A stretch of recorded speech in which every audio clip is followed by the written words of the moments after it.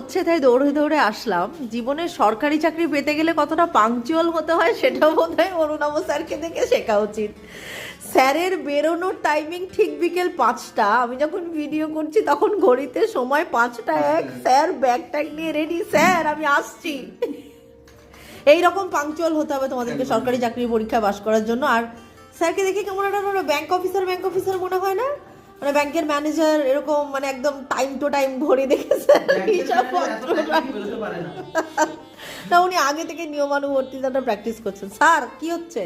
ওই আমাদের না না না না না না না না না, আমরা এখনো কিছু করতে পারিনি। যাই হোক, ওটা সারপ্রাইজ থাকবে। স্যার আপনি এখন কোন ট্রেনে করে বাড়ি যাবেন? আমি এখন যাব হচ্ছে একটা শান্তিপুর আছে, সেই শান্তিপুর ট্রেনে যাব। কটায় ট্রেন? কল্যাণী আছে 5টা 15 আছে। না না, শান্তিপুর আপনি নিশ্চিন্তে পাবেন, কারণ এখন 5টা 1 বাজে আপনি রেডি হয়ে গেছেন। 5টা 15 আছে। ও 5টা 15, হ্যাঁ 15।